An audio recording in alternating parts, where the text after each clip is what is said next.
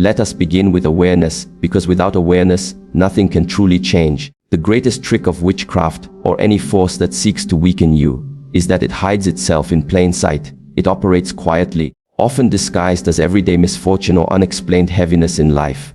You may find doors closing just when opportunities seemed near, relationships turning sour without clear reason, or your mind suddenly filled with fear and confusion you cannot trace back to a cause. These things often get dismissed as coincidence or bad luck, but in reality, they can be symptoms of a deeper spiritual interference. The challenge here is that modern life conditions us to pay attention only to what can be measured, calculated, or logically explained.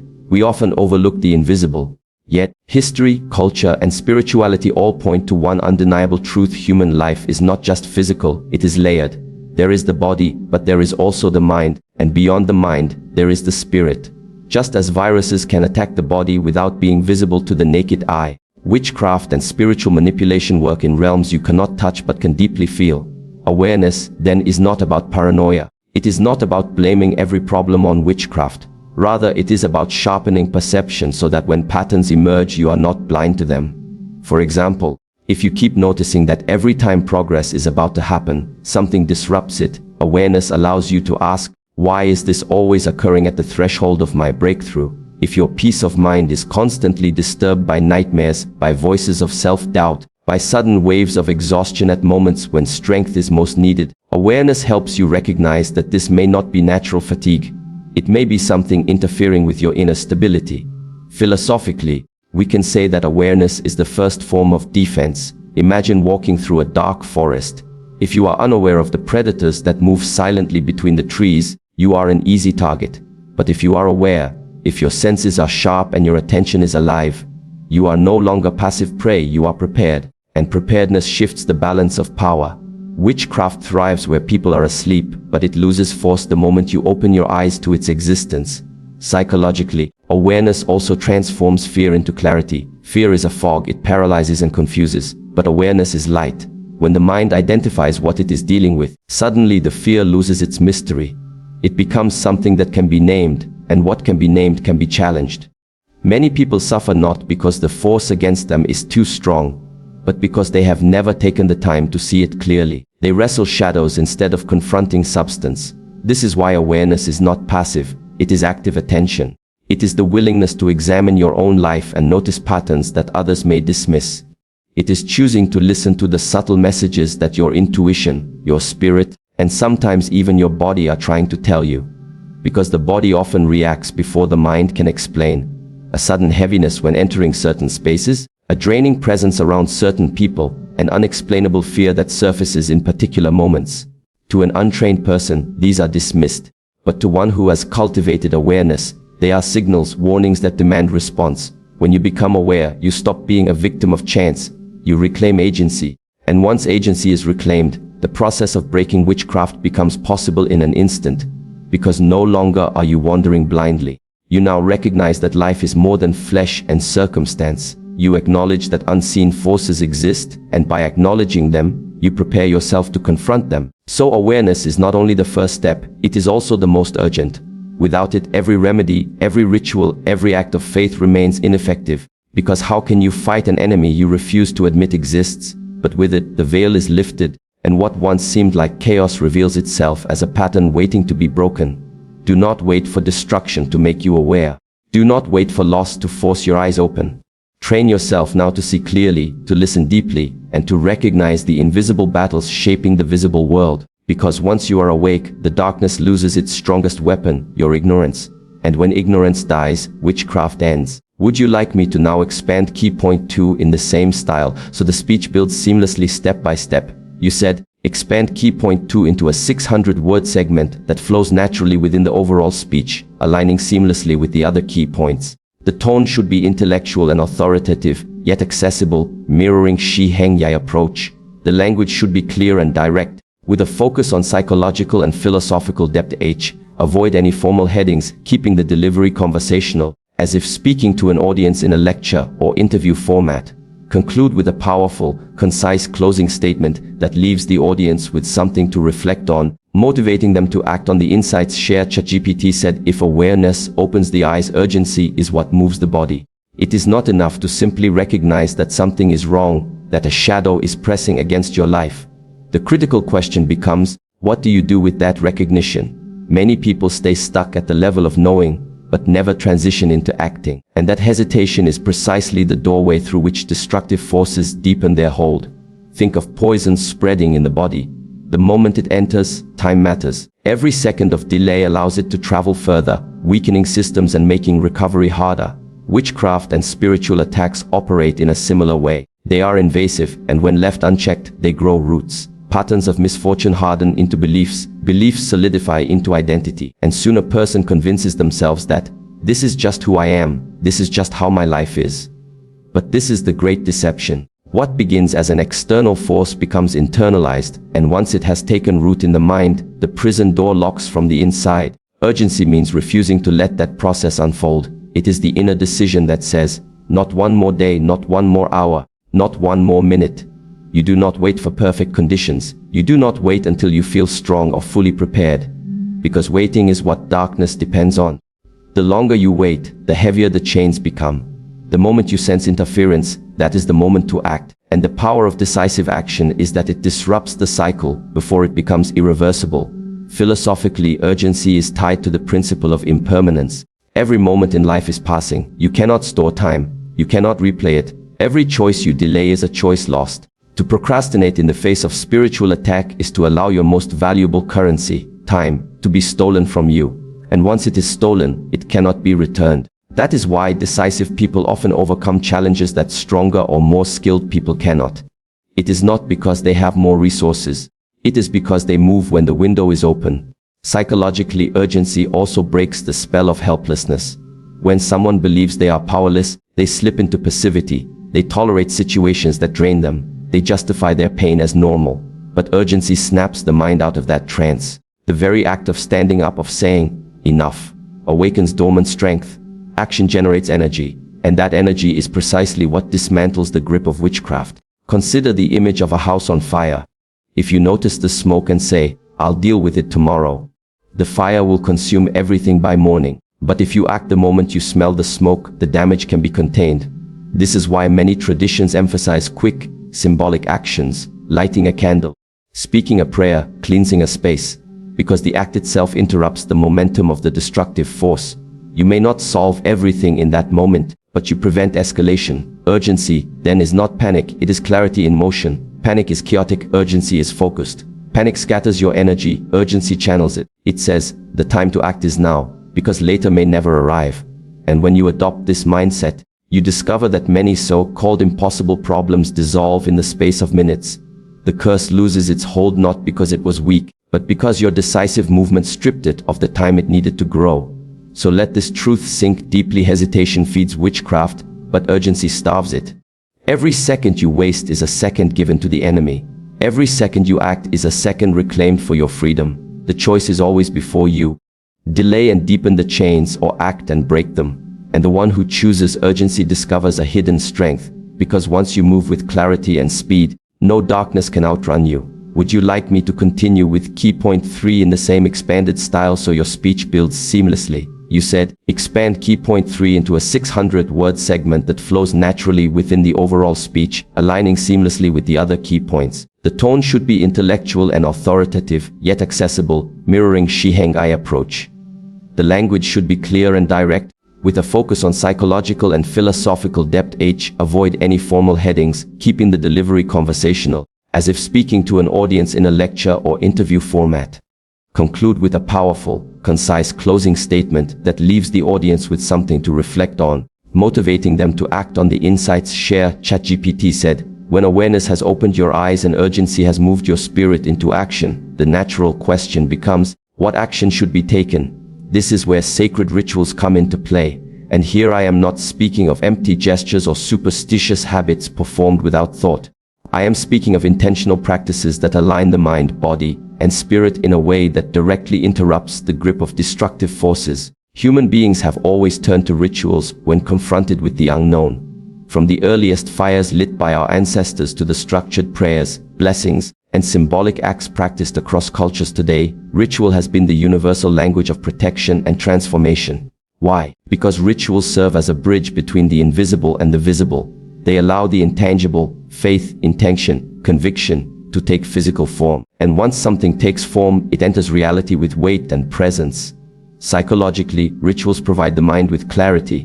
When a person is under attack, confusion is one of the strongest weapons used against them. The mind races, doubt grows, and nothing seems stable. A ritual, however simple, brings focus. Lighting a candle, sprinkling salt, speaking words of authority, cleansing a space. These actions are not powerful because of the object itself, but because they crystallize intention into movement. They tell the subconscious mind, I am not passive, I am acting. That inner shift is profound. It reclaims the ground that hesitation had surrendered. Philosophically, rituals remind us that we are not merely thinkers but embodied beings. The mind can decide, but it is the body that carries the decision into the world. To pray silently in your heart is powerful, but when you also speak the words aloud, when you create a physical act that symbolizes your intent, the decision becomes anchored in reality. That is why traditions across time have used symbols, water, fire, smoke, salt, not as magical in themselves, but as reminders that the material world can be infused with spiritual authority. Some dismiss rituals as unnecessary or primitive, but think about it, every culture, no matter how advanced, has its forms of ritual. Athletes perform them before games, leaders before speeches, soldiers before battle. These rituals prepare the mind, align the emotions, and focus the will. If they serve so powerfully in ordinary struggles, why should they not also serve in spiritual struggles? The ritual is not the power, it is the channel through which power flows. Imagine a locked door. Your determination to open it is real, but without a key, your will cannot move the mechanism. A ritual functions as that key. It unlocks the door between your inner conviction and the external world, allowing your intention to manifest as action. This is why even a 2-minute ritual, performed with urgency and clarity, can dismantle forces that have lingered for years.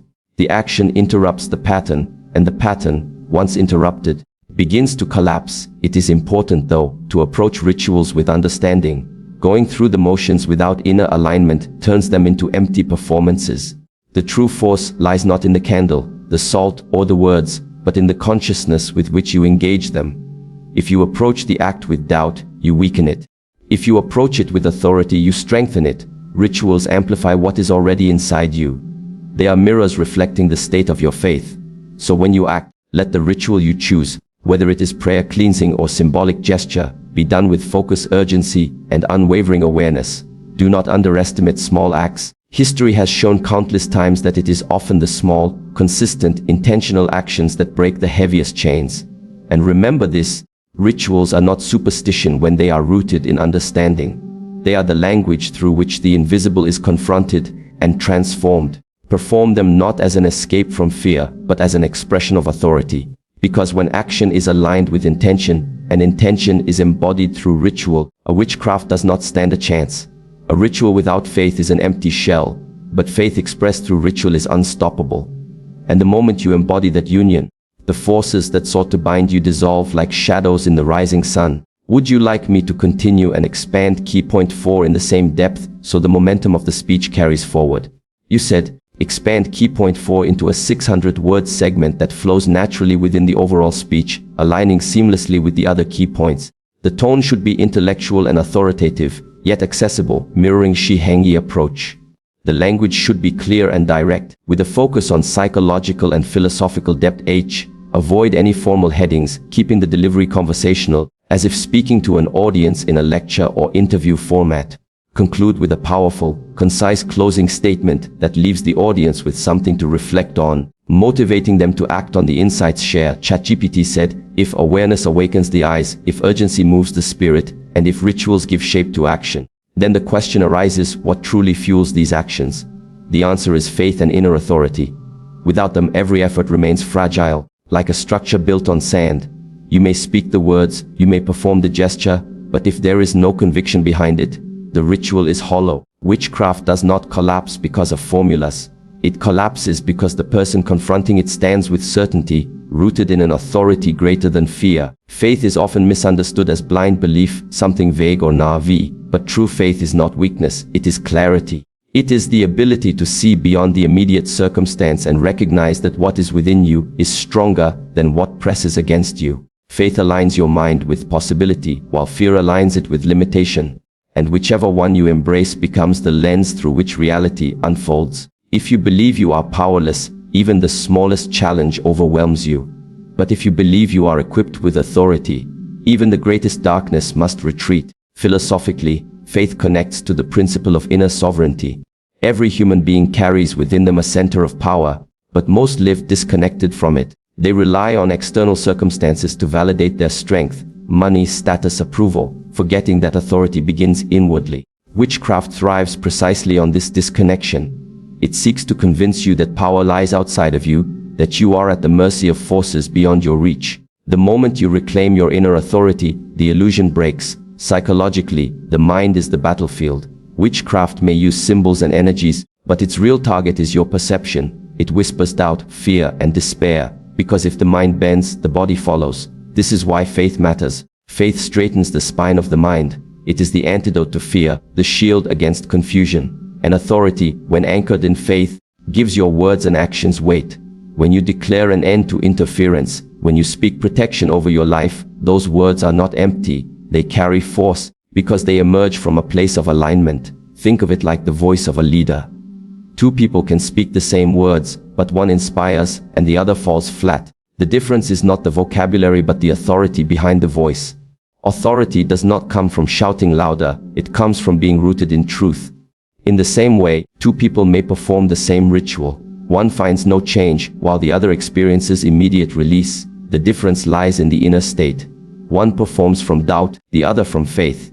There is a reason traditions across the world emphasize spoken declarations, affirmations, and prayers. Words shape reality, but only when they are infused with conviction. A person who doubts their own words scatters energy. A person who believes channels it. This is why witchcraft fears those who know who they are. You may not have wealth or social power, but if you stand in your inner authority, you are untouchable, because no curse can bind someone who refuses to accept it. The task, then, is to cultivate this authority daily, not waiting until crisis strikes, but strengthening the inner ground consistently. Each act of integrity, each moment of self-discipline, each choice to stand firm when it would be easier to bend, these build authority. Authority is not gifted, it is earned by alignment between thought, word, and action. And faith is the substance that ties it together. So remember this: rituals without faith are noise, urgency without authority is panic, awareness without conviction is paralysis. It is only when faith and authority enter the picture that everything aligns.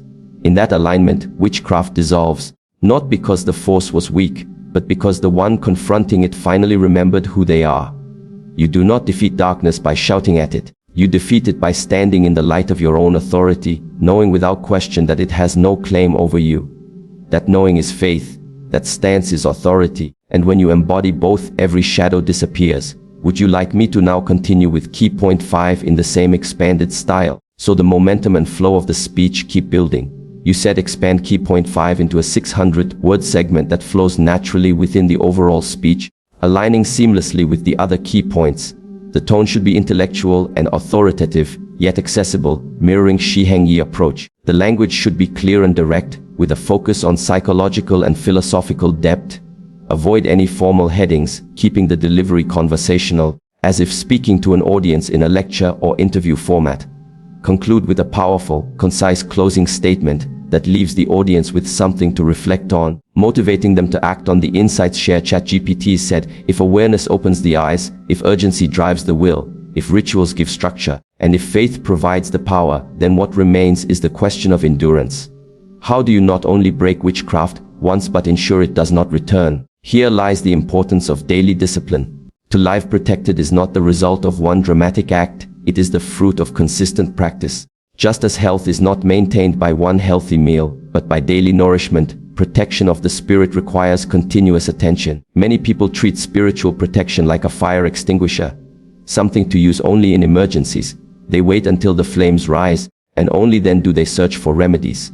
But this approach is reactive, and by the time they act, damage has already been done. True wisdom lies in prevention. The strongest shield is not the one raised during battle, but the one carried every day so that the battle cannot even begin. Philosophically, discipline reflects alignment with order. Life itself is structured in rhythms: the rising and setting of the sun, the beating of the heart, the breathing of the lungs. Everything functions through repetition. To protect the spirit is to harmonize with this principle. Small, consistent acts that establish a rhythm of strength. A morning prayer, a daily cleansing practice, a regular moment of silence to reset the mind. These are not burdens, they are alignments. They tune you to stability so that chaos cannot easily enter. Psychologically, daily discipline builds resilience. When the mind trains itself to focus, to maintain clarity, to affirm strength day by day, it becomes less vulnerable to sudden shocks. Witchcraft, like fear, often strikes when the mind is distracted and unprepared. But a disciplined mind does not wander easily. It notices when something feels off. It reacts quickly because vigilance has been cultivated. You cannot improvise resilience in the moment of crisis. It is built beforehand, in the quiet moments when no one is watching. This is why traditions across time emphasize the ordinary, not the extraordinary. Monks rise at dawn not because they are forced, but because discipline anchors their spirit. Warriors sharpen their blades daily not because they expect to fight every day, but because they know the habit itself keeps them ready. In the same way, spiritual protection is not about constant fear of attack. It is about constant readiness that naturally makes attacks powerless. Daily discipline can take many forms. It may be carrying a symbol that reminds you of your authority. It may be keeping your environment clean, because order in your surroundings reflects order in your mind. It may be choosing words carefully, avoiding speech that weakens your spirit through negativity or anger. Each small act performed consistently reinforces your shield. And over time, these acts become automatic, just as breathing is automatic. Then, protection is no longer something you perform. It is something you are. There is a deeper truth here.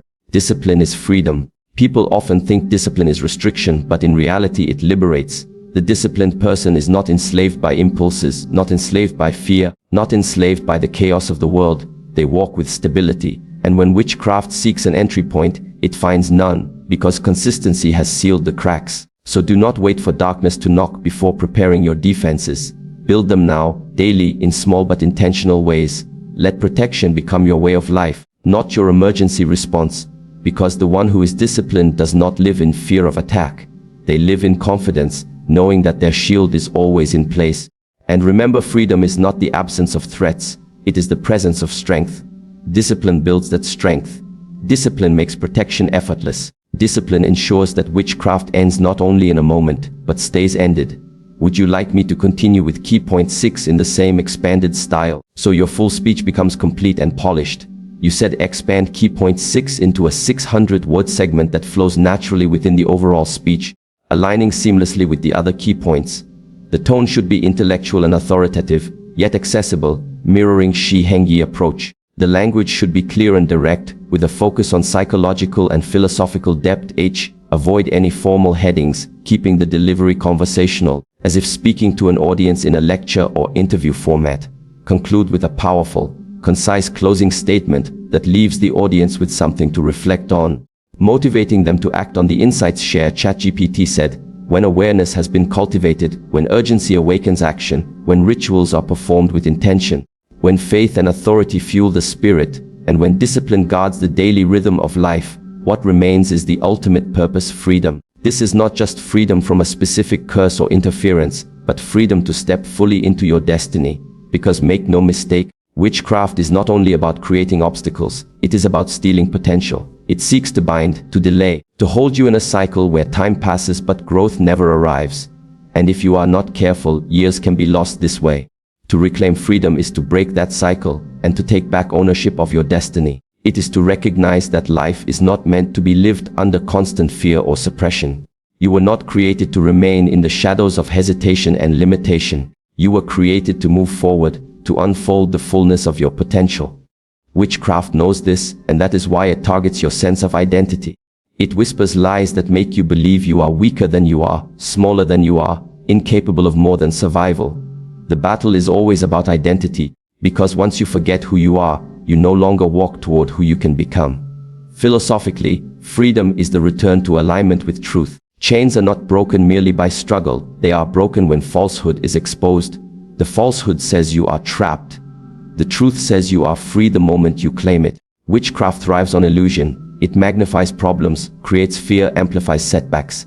But once you see clearly and refuse to accept those illusions, The chains no longer hold. To reclaim freedom is to reclaim vision, and when vision returns, destiny reopens. Psychologically, freedom is empowerment. Many people live as prisoners even without visible chains. They have accepted limitations so deeply that they no longer attempt to rise. A door stands open, but they remain inside, convinced they are still locked in. This is what witchcraft seeks, not only to trap the body, but to trap the mind so effectively that even when opportunities present themselves, the person does not walk through. Reclaiming freedom means daring to step through the open door, daring to believe again, daring to live as if nothing can bind you. But freedom is not automatic. It requires choice. It requires the courage to stand firm and to declare, "My past does not define me, my setbacks do not confine me, and no force outside of me determines my future." That declaration is not just words. It is an act of reclaiming your narrative. And once your narrative changes, your path changes. Because destiny is not lost, it is only delayed until you choose to walk forward again. This is why all the previous steps matter. Awareness shows you what you are facing. Urgency pushes you to act without delay. Rituals channel your intention into reality. Faith and authority give your action weight. Discipline secures your protection daily. But all of this points to one final outcome: the restoration of your freedom. To walk free is to live fully, and to live fully is the greatest defiance against any force that ever sought to bind you.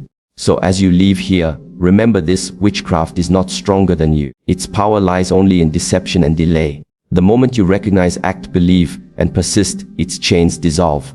Your destiny waits on the other side of that choice.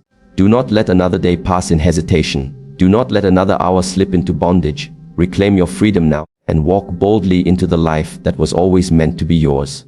Because the truth is simple: no darkness can bind a soul that has chosen the light.